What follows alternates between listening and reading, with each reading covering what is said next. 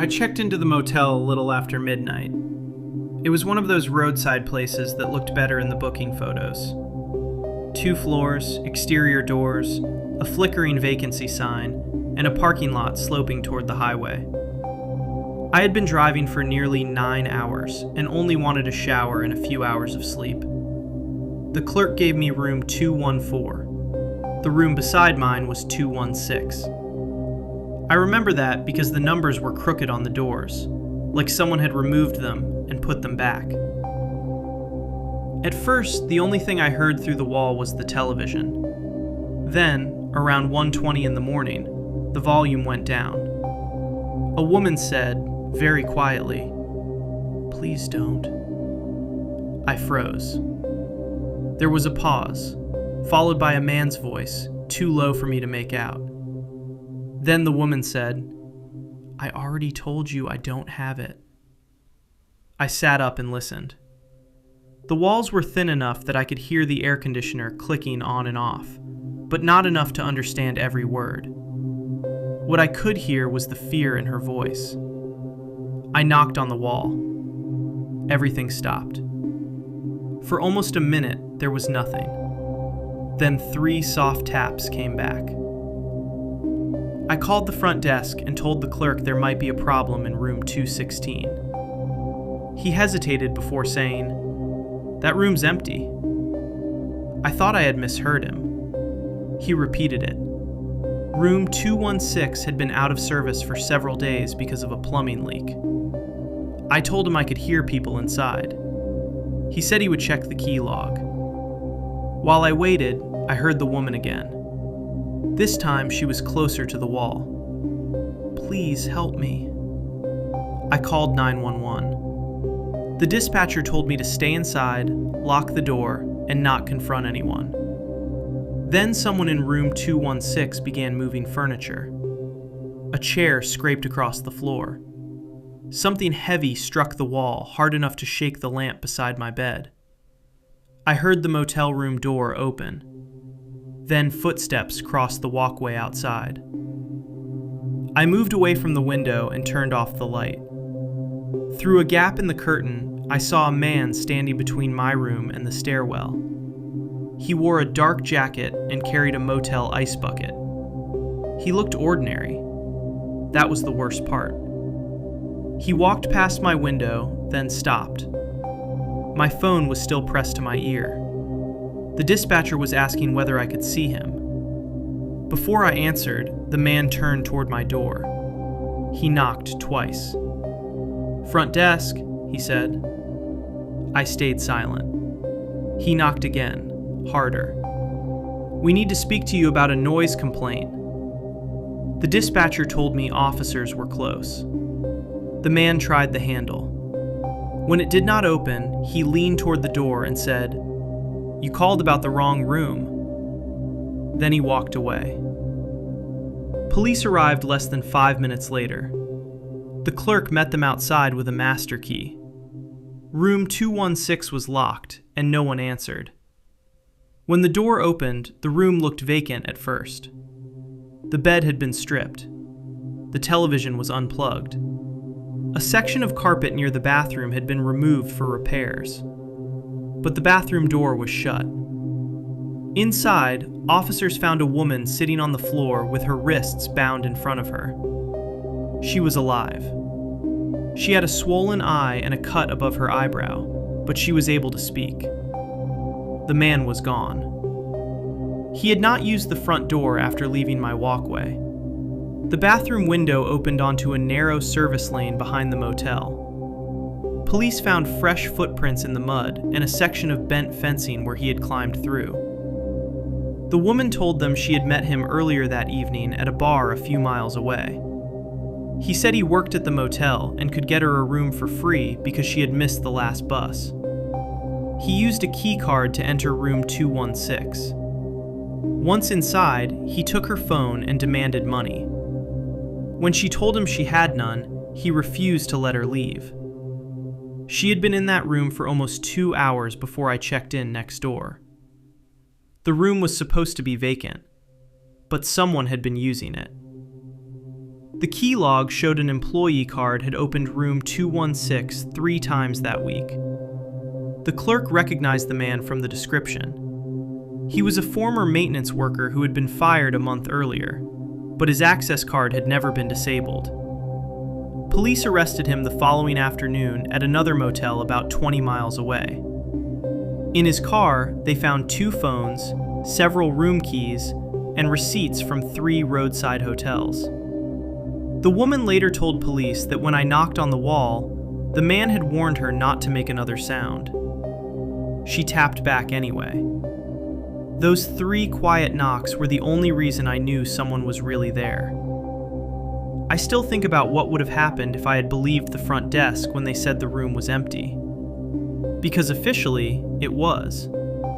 No guest, no reservation, no reason for anyone to be inside. But a room can be empty on paper and still have someone trapped behind the wall.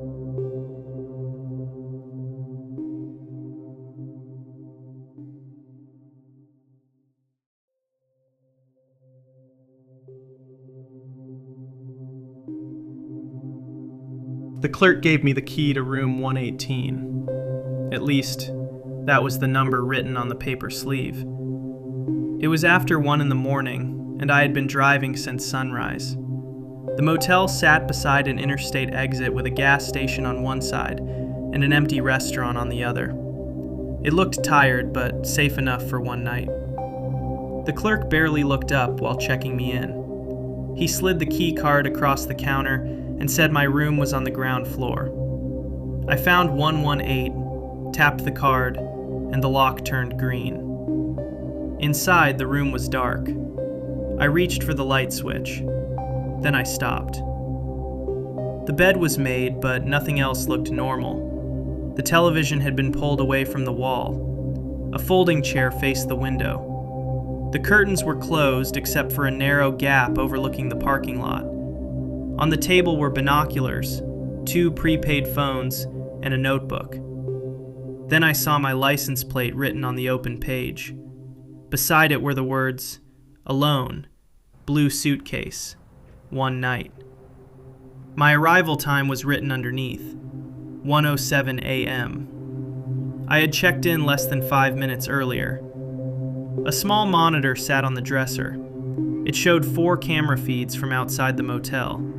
The front desk, the walkway, the rear parking area, and the row of rooms where I was standing.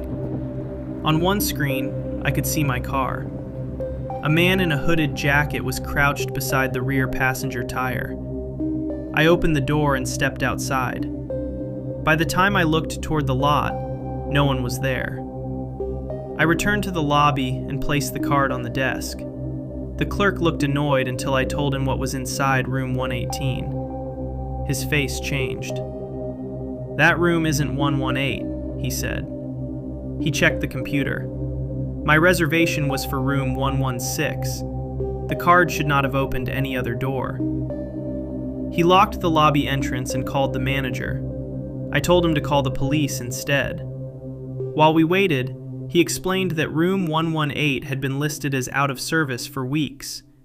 Housekeeping was not supposed to enter it, and the electronic lock had supposedly been disabled. Then the office phone rang. The clerk answered. No one spoke. But through the receiver, we heard the electronic chime of a motel door opening. The clerk looked at the security monitor behind the desk. The camera covering the walkway had gone black. Footsteps approached the lobby. Someone tried the locked entrance. A man stood there in a dark jacket and work gloves. He held up a key card and pointed toward me. He took something from my room. The clerk told him police were coming. The man walked away. A few seconds later, headlights came on behind the property. A white pickup left through the side exit before patrol cars arrived. Officers searched room 118. The phones, binoculars, notebook, and monitor were still there. The notebook contained license plates, vehicle descriptions, room numbers, and notes about guests. Family, 2 children. Older man, walking slowly. Woman alone, parked near stairs. Some entries had check marks beside them. Police also found cloned key cards, a handheld card encoder, and motel master keys. The cameras feeding the monitor were not part of the motel's system. They had been hidden in a broken vending machine, a light fixture, and a fake smoke detector outside the rooms. The motel's real rear camera had been offline for months. The clerk recognized the white pickup. It belonged to a former night manager who had been fired after money disappeared from the office safe. The owner had changed the codes and collected his keys, but never replaced the old lock system. Police believed the former manager had kept enough access information to create working cards. He knew which rooms were unused. He knew where the cameras failed, and he knew what information appeared when a guest checked in. Name, vehicle, length of stay, number of occupants. The man was arrested 2 weeks later after police connected him to a vehicle burglary at another roadside motel. Inside a storage unit, investigators found luggage, wallets, license plates, and prescription medication belonging to different travelers. They believed he and another person had been watching guests, choosing those who appeared alone or exhausted, then deciding whether to enter the room, the car, or both. The clerk was not involved. He had simply grabbed the wrong paper sleeve. But the key card itself had been placed beside the legitimate cards earlier that night. Someone wanted a guest to receive it. Police never proved whether it was meant for me or whether any tired traveler would have worked. I left before sunrise. At a repair shop 2 towns away, a mechanic found 3 lug nuts on my rear wheel had been loosened. The room had been watching the parking lot, but the people using it were not only recording who arrived, they were deciding who would make it back onto the highway.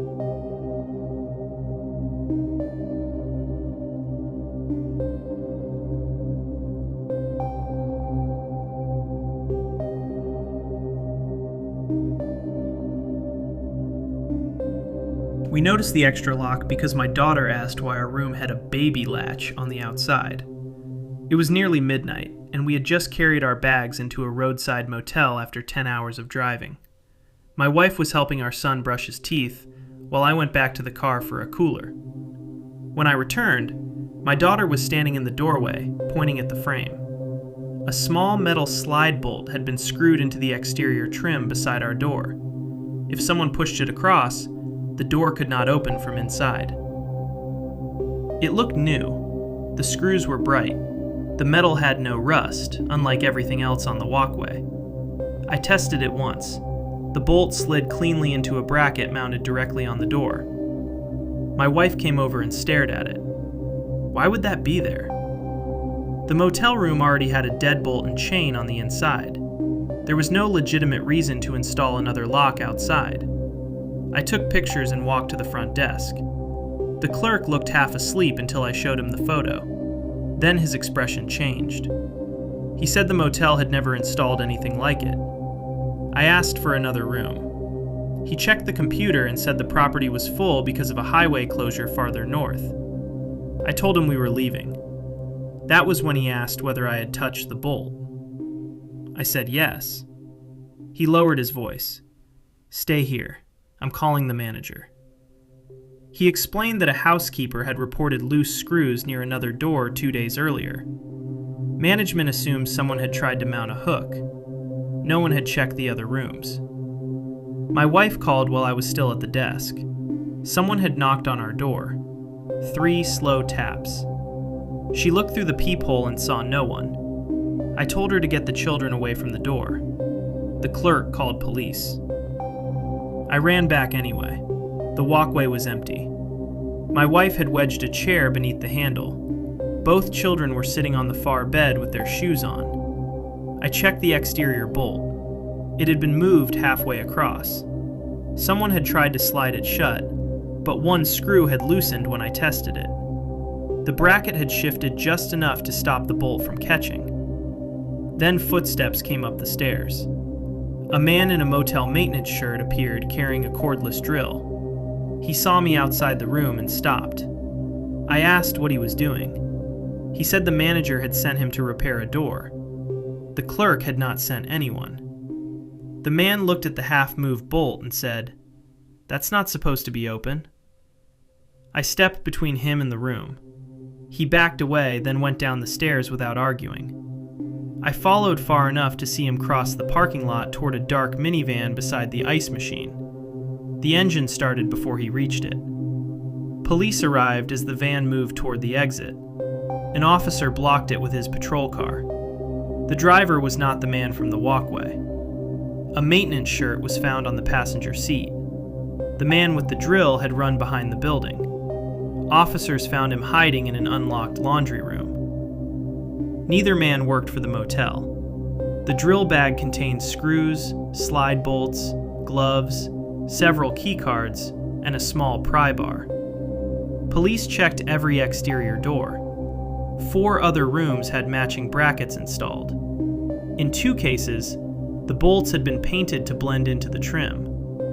All 4 rooms were occupied by families traveling with children. The officers believed the men had been watching the parking lot and choosing rooms where the adults appeared exhausted or distracted. The exterior bolts were not meant to help them get inside. They were meant to stop people from getting out. The minivan contained stolen luggage, wallets, phones, and hotel key sleeves from several properties along the interstate. There were also 2 plastic motel signs that said, "Maintenance in progress. Do not enter." Police believed one man would lock a room from outside, while the other entered through a connecting door or an electronic key. If anyone heard noise, the sign gave them a reason not to interfere. Investigators later connected the pair to a robbery at another motel, where a couple said their door would not open during the attack. They had assumed the handle was broken. We spent the rest of the night in the lobby until the road reopened. My daughter slept across 2 chairs with her coat under her head. Before we left, I walked past our room one last time. The bolt had been removed, but the holes were still visible in the frame. 4 tiny marks. No broken lock, no shattered window. Nothing dramatic enough to notice when you were tired and carrying bags.